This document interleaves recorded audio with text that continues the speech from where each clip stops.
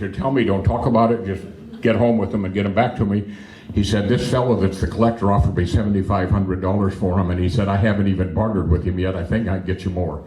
And I was telling Robin I couldn't hang up the phone and run fast enough. that would have been really handy back in those days. But at any rate, I don't know what the value is today. These things kind of fluctuate depending on which recent movie has come out. And oh my gosh, I never did think of it. The movie that had the three guys that went off camping, Billy Crystal. Once that stuff happened, City Slickers. Once that happened, the value of this kind of stuff went through the roof. And at any rate, I wanted to just give you a little bit about Cassius Henry Glines. He passed away, as I said, in 1928, and these spurs are a memento of his water dowsing abilities. And it's kind of fun. You don't hear anything about water dowsing anymore, and junk science, or science considers it kind of junk science, but it worked. And some of those wells are still going. You're wrapping me up. I'm going to finish. I want to tell you that we're talking a lot, and I was talking this morning to somebody here about the year we're going to have, and it's supposed to be El Nino, and every almanac says, boy, it's going to rain. I grew up on that primitive ranch out there. By the way, we didn't have running water until I was probably 15 years old. But I grew up out there with all the old timers talking about the almanac, and it's going to rain, and they believed that the animals had blood in different parts of their body at different times, so you should dehorn or cut the horns off at a certain time. If you're going to castrate them, that ought to be a different time. Well, no medical science at all backs that up. I couldn't wait to get to Cal Poly, and I asked Annette, boy, she's intimidating, little as she is. I couldn't wait to ask an animal science professor about the almanac that I grew up with, and I'm taking a class at animal science, and he said to me, and this is about 1962 or 3, he said to me, I'm a reader of the almanac, and there is absolutely zero scientific base behind the almanac. Zero. But I've never seen it fail. With that, I leave you. Thank you very much. Perfect. Thank you. It's my teacher training to gently get people moving, right? Thank you. All right, so I'm going to go through, and I don't expect you to be able to read the artifacts I have listed, but I do have them there because as a researcher, you know, I need to show you the artifacts. So let's just talk about, first of all, this is Allen Hancock, and we do have that water dowsing stick in our museum. I didn't want to bring it because it's just too fragile. But here is a picture of him holding that along with W.C. Matthews in the 40s. We believe this is out looking towards the riverbed from Rosemary Farm area. And Matthews had a pump company and a drilling company. So here we are. These are the boys, Anabaris boys, and they had just been to the Sisquoc River in 1910. So the dates are going to jump around just a little bit, but just to show you, lots of people went to the river up in the Sisquoc to Biscay area to go fishing. Notice how small they are and how many.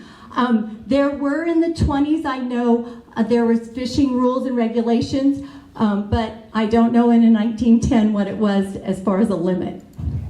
So here's just a few articles showing you back in 1889, 91, 93, famous names there, Cox, Cabell, Charles Bradley, John Long, and they would take ladies up into the upper Sisquoc or into the Santa Maria foothills, and they would have parties, they would go camping, they would go fishing, and they would go hunting, and they would bring back their trout. So the steelhead ones I first read about were in the Santa Ynez River. And a lot of the articles say about the same things. They are getting steelhead out of the river near the mouth of the river. It's during flood years, because we all understand the feast and famine we have with water in the Santa Maria area. But they were often, the river was too shallow for them to go up very far into the river.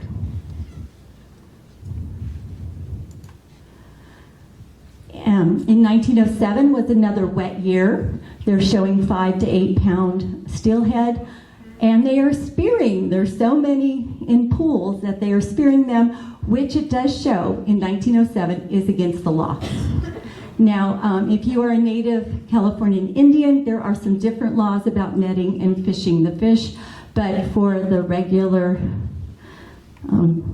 person, you were not allowed to do that. So talking about the river, here is the mouth of the river. The Goodwin family is having a picnic. So that would be out in the Guadalupe area. Notice they're all in their shorts kind of things, probably playing in the water, but you don't see a lot of water. So again, it's this feast and famine kind of thing. And actually, I've read stories where they considered it very dangerous. There was a Pizzonis and Tognazzini that had dairies in the Osa Flaco area, and they talk about how dangerous it was to cross that area. And they would cross the river, but they were afraid of quicksand and other things like that. So also in the mouth of the Santa Maria River, which is down by Guadalupe, you do see locals going to fishing parties. So 1913 and 1935, they did have some steelhead coming up the stream, just above Guadalupe. We don't see a lot of anything farther upriver than that Guadalupe area.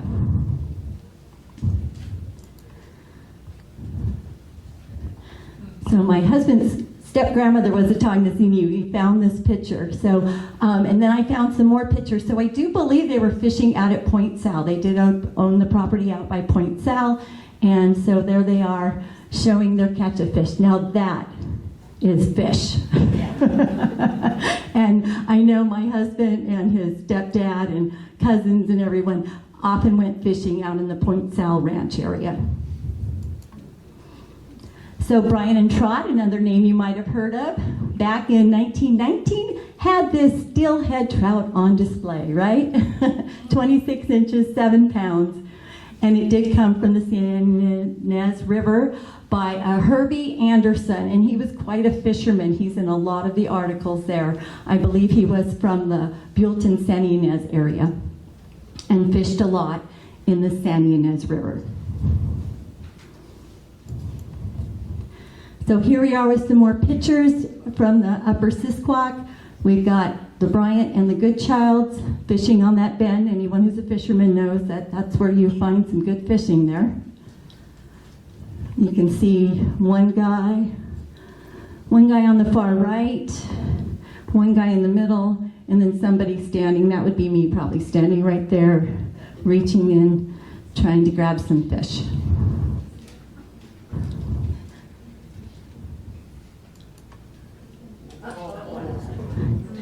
Again, I have no idea what the limit was, and obviously there wasn't too much of a size limit. So I believe this is probably the Ontiveros boys, along with the Bryant and the Goodchild family. Isn't that fun? So in my fish research, I found that in 1919 they were actually stocking trout near the Lompoc area.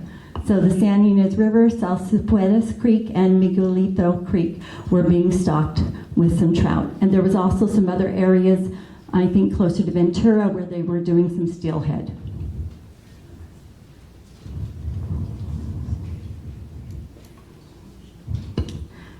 So we have a newspaper article here about George Scott, who was an avid Santa Maria sportsman and at one time the secretary of the Chamber of Commerce. And I do have his fishing pole here on display. Looks like a bamboo fly rod. And it talks about him being near the limit. It said he brought home 35 beauties. So I don't know what the limit was, right? But again, they talk about the river being, it's either too high and muddy or it's too low with too many shallows. So the back and forth, depending on the weather. And this, I believe, was out of the San Ynez River again. And by the way, the person who won this contest was that Anderson guy. They seem to always be competing for the fishing stories. So in 33, they were planting rainbow in Manzana Creek, Davy Brown, and that's one place I fished. It's, by the way, Davy Brown is closed right now to any fishing. Indian Creek, the upper San Ynez, and they were actually planting steelhead and brown trout near Gibraltar, Santa Cruz Creek. But they predicted that there wouldn't be a good fishing year because of the forest fire. So these kind of things have been happening for centuries in our area. The rain, the drought, the fires. Here's Inez Perini Romer. She's also up at the Sisquoc River, and that's her. Nice. They're planting trout, so she's got some nice ones there. And it looks like the limit might be 8, similar to what it was when I started fishing.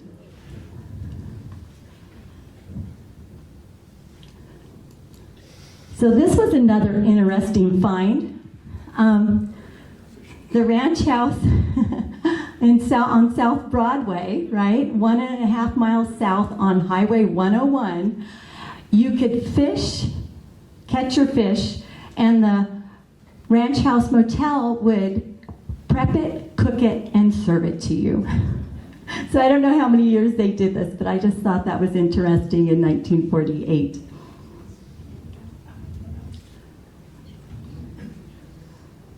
And they will furnish the fishing equipment because, you know, who brings that to their dinner?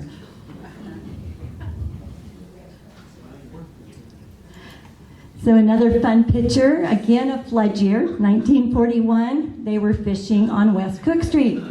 And I don't think they ever caught anything. But we do have several pictures like that.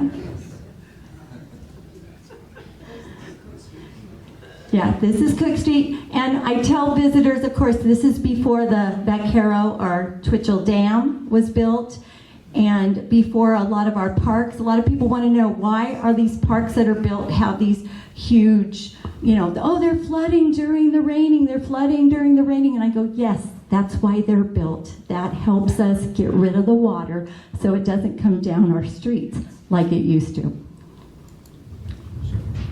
So this is an older picture again, 1906, the Goodwin family again. I'm not sure if that is the Santa Maria Bridge or that might be the Sisquoc or Bull Canyon Crossing Bridge, because there was a bridge there too. So because that's looking east, and you can see the dad and the girls are out there. And I know sometimes they'll even farm when it's dry and there's no water running in the river. Any of us who've been here a while know that it often runs on the north side, and people would farm then where the river wasn't running. 1911 was another big flood year. And so this is another interesting story, and correct me if anybody knows better, but I believe that's the Pacific Coast Railroad Bridge.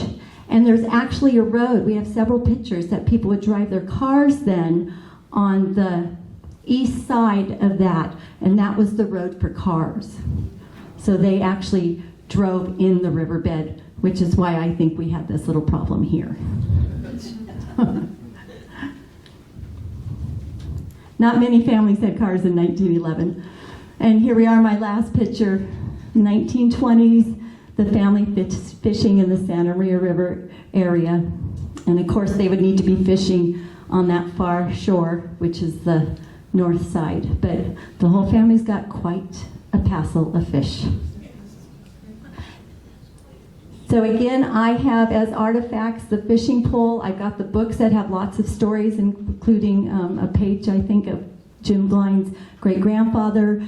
And I have the Proclamation Act from U.S. Congress that I think it's in 1937 that gave this area the permission to survey and start looking into erosion and runoff and flood control.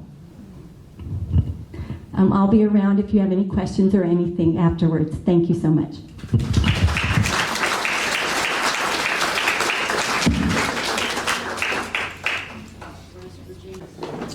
Well, I'll go ahead and get started. My name is Steph Wald. I know many of you in the audience. It's a delight to be back with you. It's been over 20 years since I was with the Discovery Museum, and since then, I've worked with a small nonprofit that you'll hear about today.